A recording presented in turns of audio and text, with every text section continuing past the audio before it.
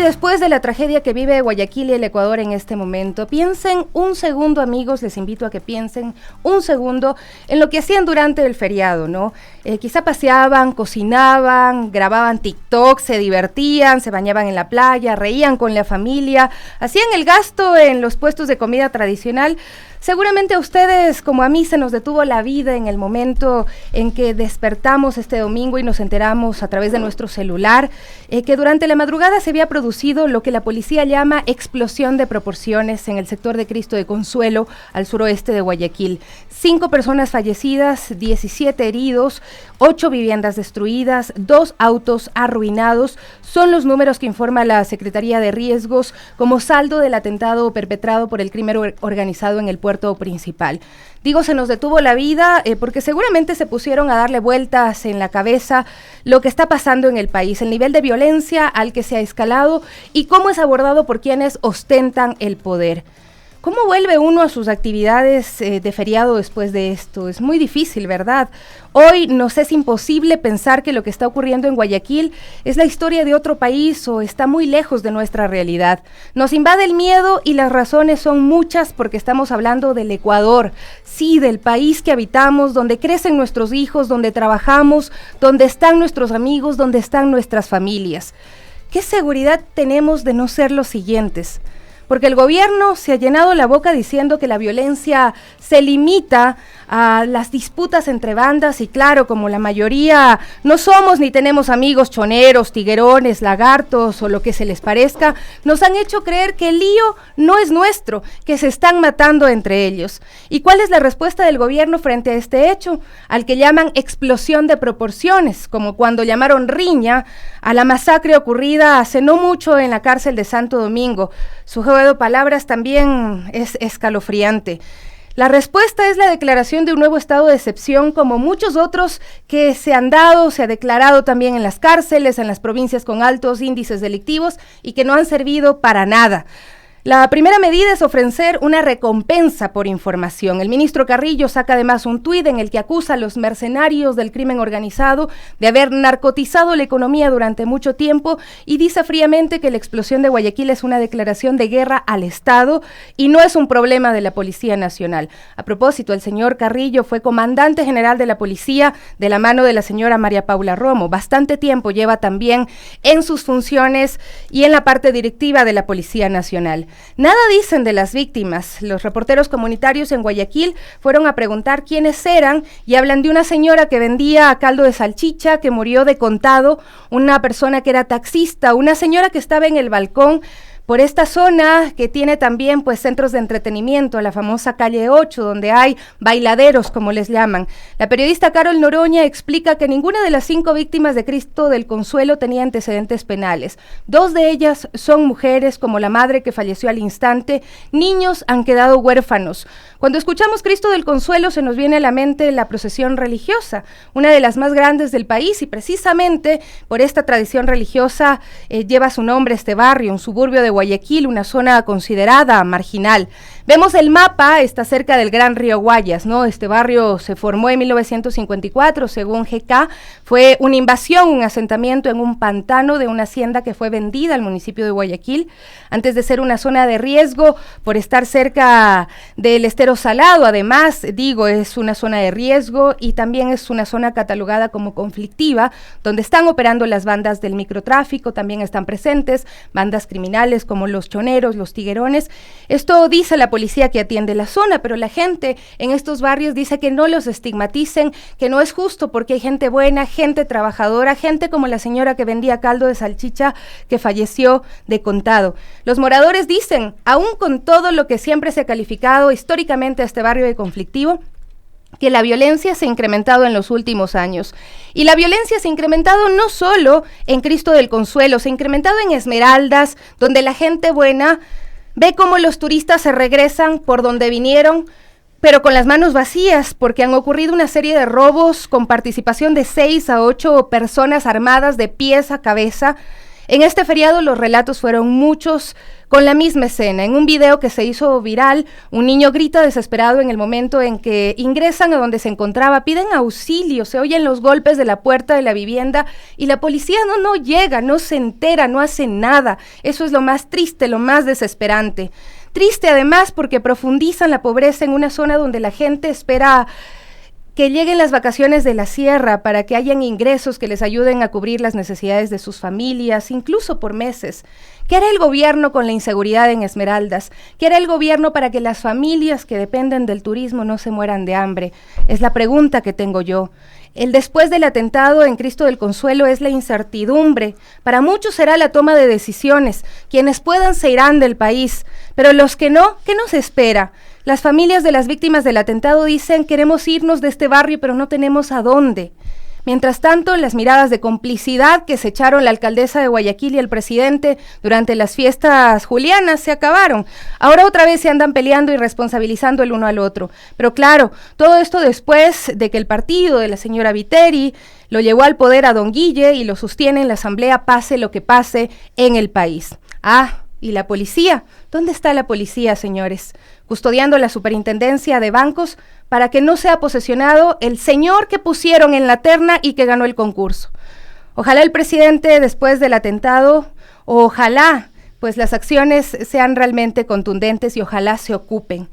Y también pues esperamos que después de este atentado la realidad del país no sea, si ya no lo es, el Medellín de los años 70 y 80.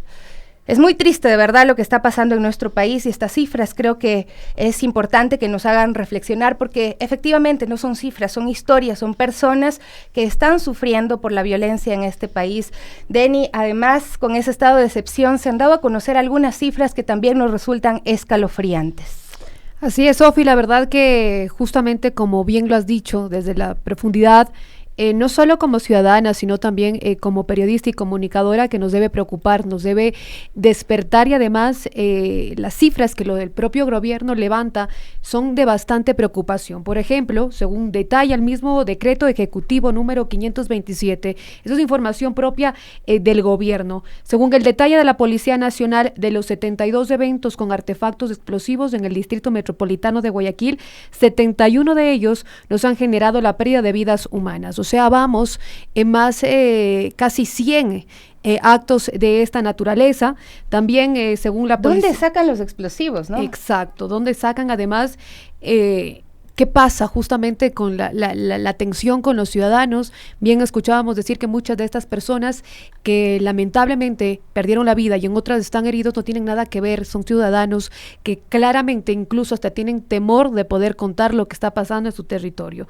Además, la policía también dice que el evento número 1 sí se registró pérdida de vida humana. Este evento corresponde al suscitado el 14 de agosto del 2022 a las 3 de la mañana aproximadamente, que es de lo que estamos hablando ahora mismo, del sector Cristo del Consuelo, donde se ha determinado que por la fuerza de la explosión y su onda expansiva, el área afecta comprende aproximadamente 1 cuadra. Si sabes lo que es levantarte o casi estar dormido y sentir ese estruendor a la madrugada. Ayer escuchaba a un periodista comunitario que iba a la zona y venía un señor que decía que vivía 14 cuadras más allá y que venía a ver qué pasó porque él lo sintió y se levantó pues a ver qué es lo que había ocurrido. Qué triste, porque Esmeraldas, como también lo hablábamos, es otra de las provincias afectadas. Denny, las cifras dicen que la tasa de muertes por cada 100,000 habitantes ha subido a 45.6 en Esmeraldas y en Guayaquil está en 26.6. Este fin de semana hubo alrededor de 16 muertes violentas en Guayaquil, nada más en Guayaquil, y esto es espeluznante. Está quisito, es parte de nuestro país, es nuestra gente la que está sufriendo esta violencia. Ahora, para también poder ampliar, porque a veces claramente los discursos y las autoridades incluso tratan de desviar, y eso es importante también resaltarlo, la atención a lo que merece justamente prestarle mayor seguimiento, no solo profesional, sino periodístico, ciudadano. Así que voy a hacer también una recabación de medios internacionales, de cifras, por ejemplo, una de las últimas publicaciones de estudio, por ejemplo, en Citizens Council for Public Security and Criminal Justice, es una página también que habla sobre la criminalidad y en torno a, por ejemplo, la peligrosidad urbana del planeta. Se se resume, por ejemplo, a países como México, Venezuela, Brasil, donde sigue siendo, por ejemplo, Tijuana, una de las ciudades más peligrosas del mundo. ¿Y por qué lo traigo a colación? Porque claramente vemos, por ejemplo, el fin de semana, publicaba la BBC, la ola de violencia de los carteles lleva al gobierno mexicano a desplegar el ejército en varias ciudades. ¿Qué pasó el fin de semana en una de las ciudades más violentas y peligrosas del mundo? Es prácticamente lo que se vivió en Guayaquil.